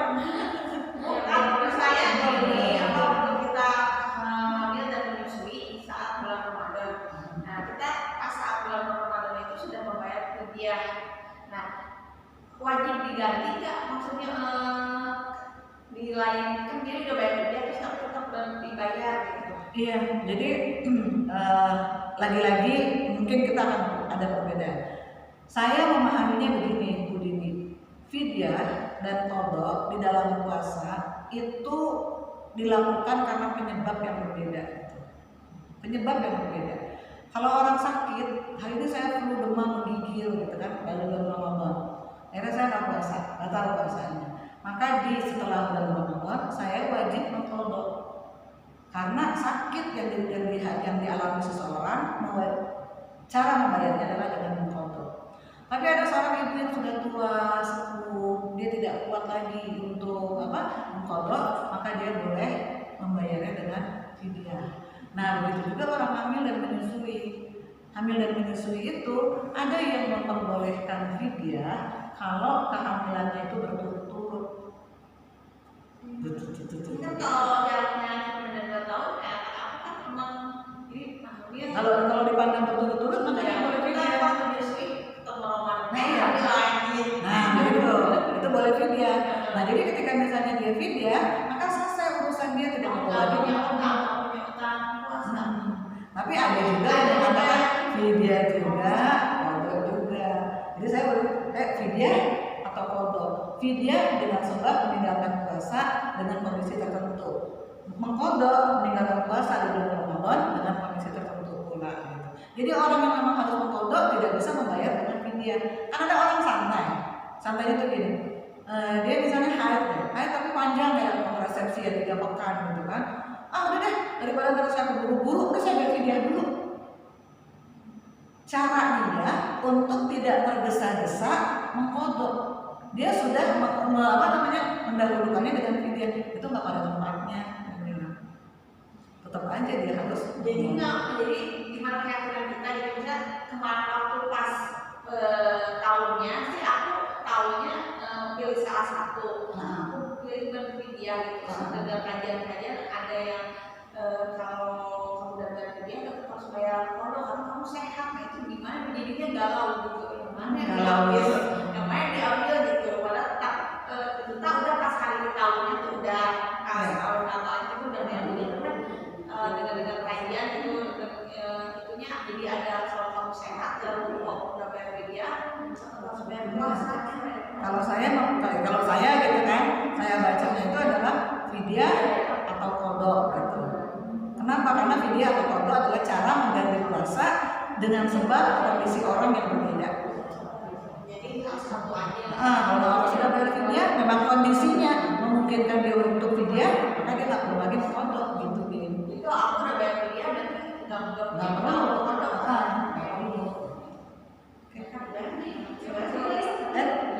Ustazah, saya penasaran. Misalkan ada orang tua yang belum mengakikahkan anaknya, pada saat anaknya sudah dewasa, dia mau mengakikahkan dirinya, biasanya bisa Ustazah seperti itu. Gitu. Jadi akikah itu dari berapa? Hukumnya sebenarnya wajib atau tidak apabila orang tuanya yang kalau dulu tidak bisa mengakikahkan. Terus akikah itu kan sunnah muakkad.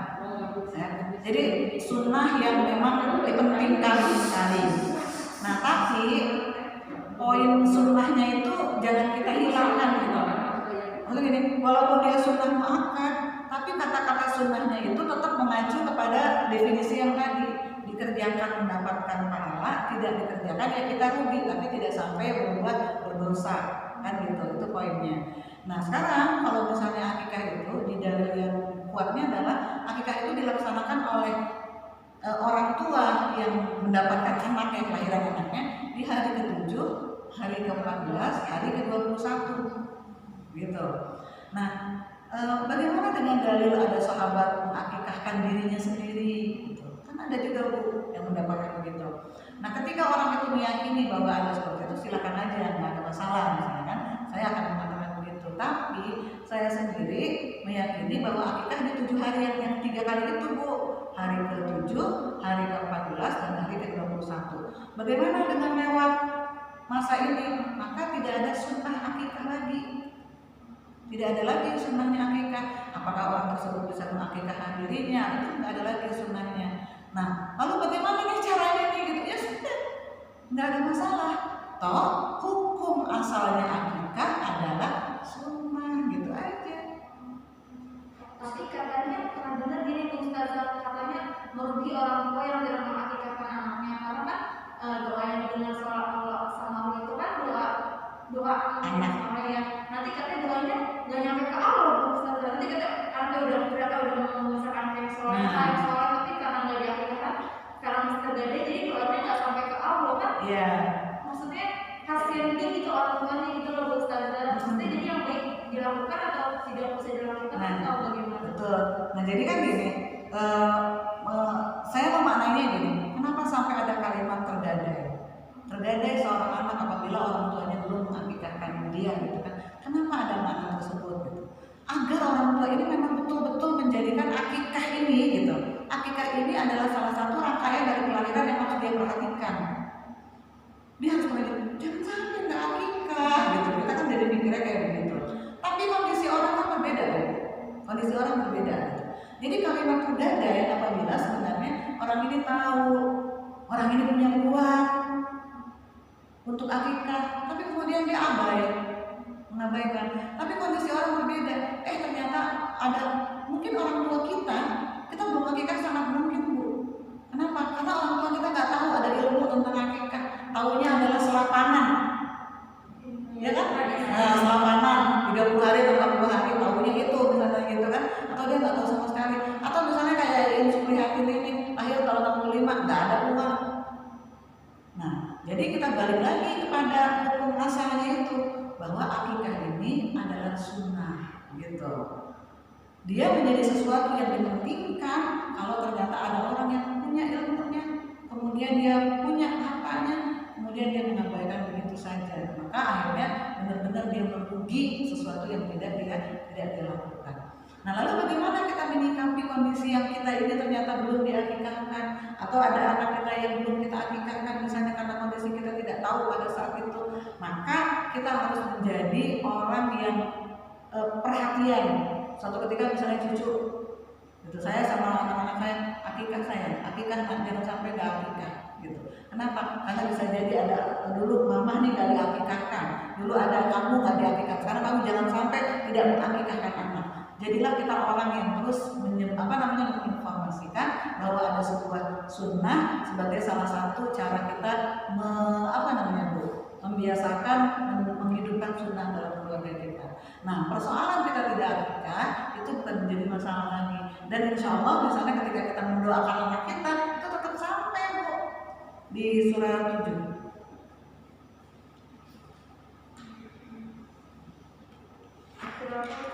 Surat Al-A'raf surat 7.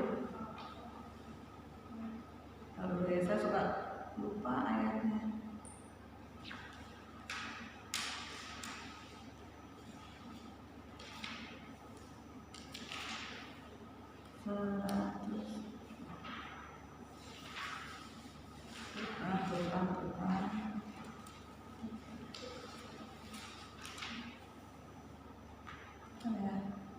Ini kalau misalnya Quran baru ini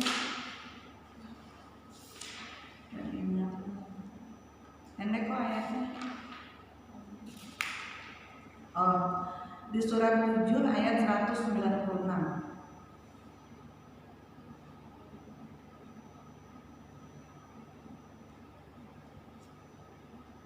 Surat 7 ayat 196. Pendek ayatnya. Yang berapa? Nggak mau HP. 12.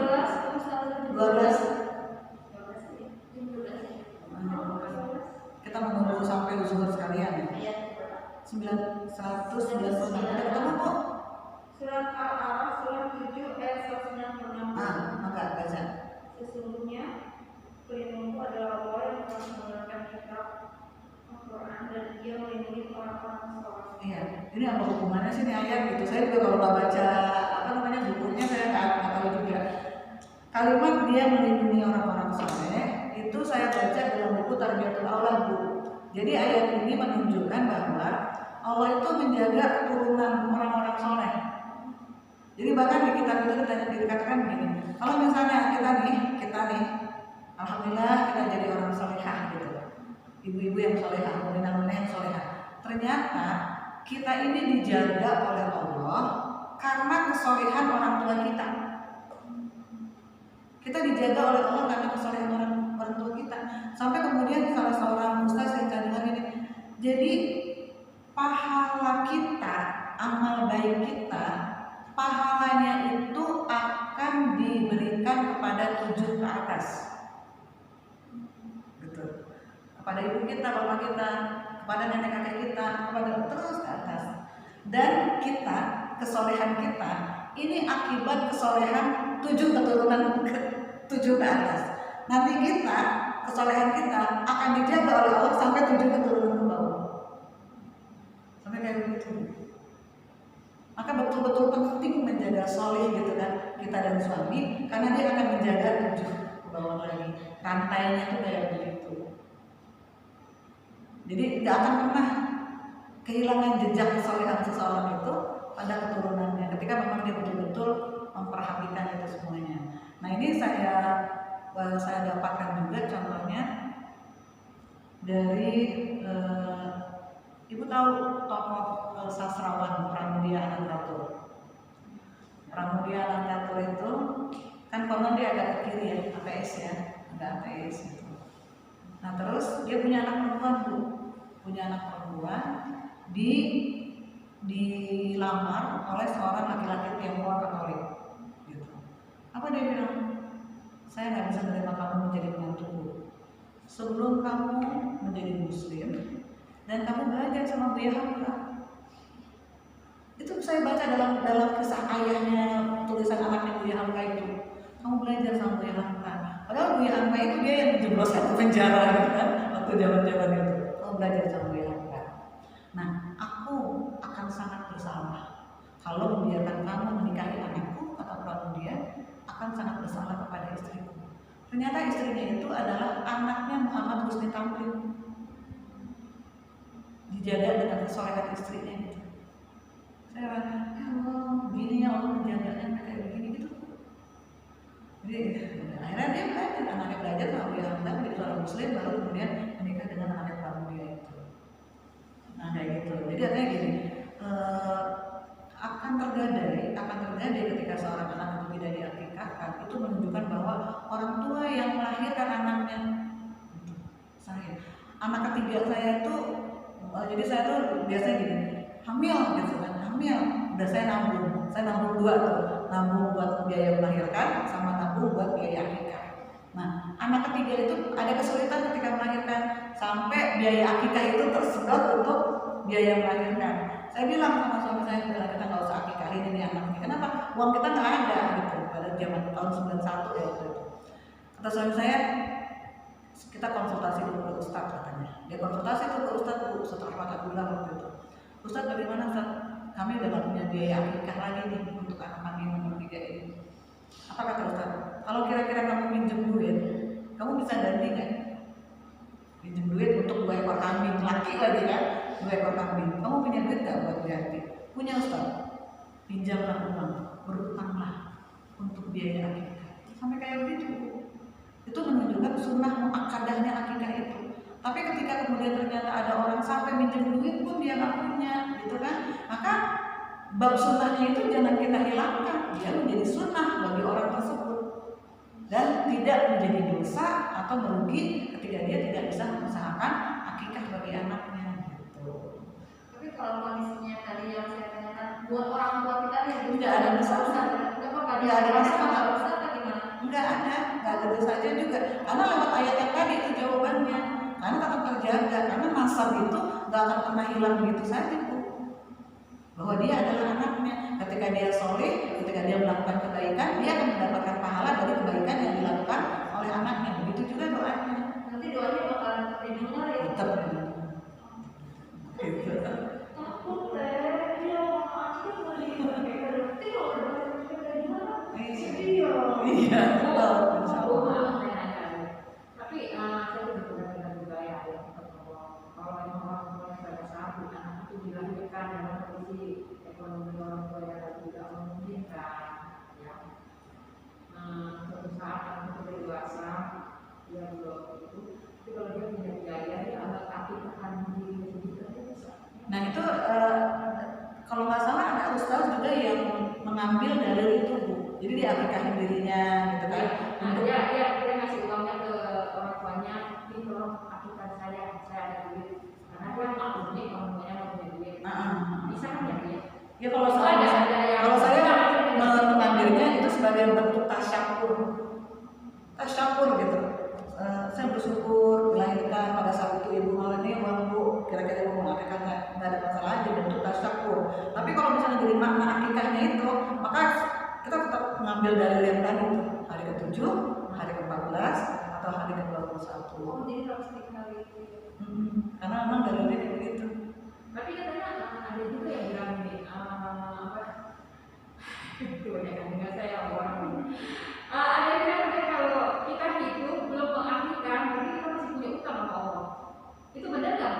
Saya sih kayak gini, kayak tadi di awalnya pendapat itu bisa berbeda. Tapi kalau saya ngambil ke sunnah, kata-kata sunnah itu meringankan, Bu.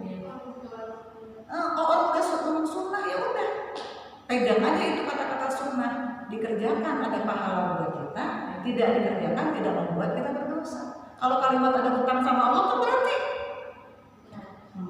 berarti nggak ada seperti itu. Jadi kita balik lagi kepada asalnya aja. Oh ini sunnah. Nah, kata-kata sunnah itulah yang kita pegang. Walaupun di belakangnya ada muakkadah, itu menunjukkan bahwa para orang tua jangan lama ya, mungkin kan ya ini ada sunnah akikah gitu. Tapi ada kondisi-kondisi tertentu yang membuat orang tua tidak bisa melakukan. Ini kayak tadi ya, mungkin saya juga mungkin nggak diakikahin dulu gitu. Tahun 65 pas zamannya dia tidak punya SPKI, katanya miskin banget, makanya nama saya Suprihatin. Makanya nama media sosial saya ingin Abdullah gitu kan. Dia keprihatinannya tuh bertukar menjadi Allah. Gitu. Oke, ini saja barangkali dari A sampai Z ya kita ngomong ya. Nah, jadi berarti inilah yang kita sebut dengan fikih wanita gitu. Dengan tema ini fikih wanita, nggak apa-apa Bu Dini kalau pengajian berikutnya kita ambil tema tersebut, kita ambil satu tema pokok dan silakan saja mengalir. Kenapa? Karena itu bisa jadi pertanyaan yang kita butuhkan jawabannya segera untuk memperbaiki ibadah kita gitu. Mungkin dengan sholatnya pasti beda-beda gitu kan Bu. Ibu ada lagi yang ingin sampaikan? Atau cukup dulu sementara kita tunggu sholat zuhur, barangkali nanti kita sambung dengan pertemuan-pertemuan kita yang akan datang insyaallah. Demikian ibu-ibu semuanya, saya sadar betul tidak semuanya yang dari saya sampaikan betul benar. Jadi silakan ibu bertanya pada guru-guru yang lain, nanti kita diskusikan pada pengajian kita mendatang. Kalau ternyata itu saya justru yang keliru, maka kita sama-sama untuk bisa saling mengubah kekeliruan kita. Jangan sampai kita tidak memiliki kebiasaan tawasul tadi ya. Tawasul bis sabr, tawasul bil haq, tawasul bis sabr. Demikian ibu-ibu, saya kembalikan kepada Ibu MC pada kesempatan kali ini. Mohon maaf lahir batin. Wassalamualaikum warahmatullahi wabarakatuh.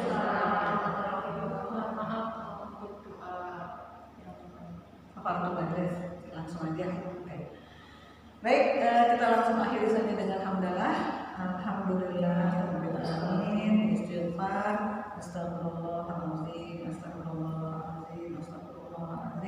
Dan kita akhiri dengan doa penutup majelis. Subhanallahumma wa bihamdika asyhadu an la ilaha illa anta astaghfiruka wa atubu ilaik.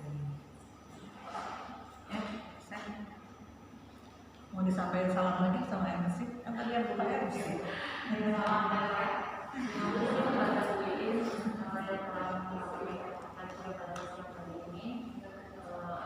Semoga menjadi awal kita terus lagi berilmu. Kita juga dalam hari ini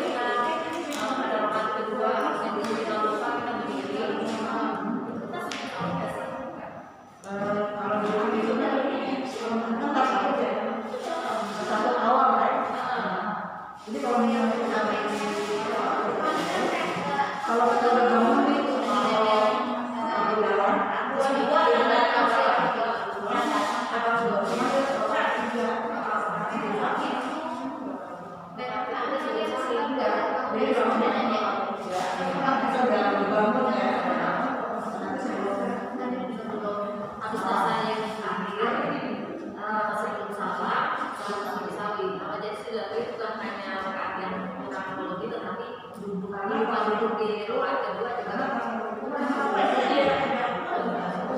Ada nah Kalau tasyahud awalnya tertinggal pas tasyahud akhirnya yang membaca itu tasyahud akhir kan. iya, Terus pas sujud sahwi baca tasyahudnya yang awal yang akhir juga ada dia permohonan ampun kita kepada Allah atas hal yang dia tertinggal. Nah kecuali kalau misalnya yang tertinggalnya itu habis ya kalau yang tertinggal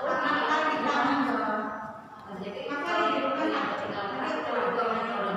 kedua atau tiga nih kan sama kayak saya 2 atau 3 deh tasyahud akhir terus sujud sahwi terus baca tasyahud akhir lagi. kalau kita yakin kalau sekali misalnya gini kan pertama ada Rasulullah setelah sempat ya Rasulullah apakah ada lagi? Habis siapa ya? Habis, Mas.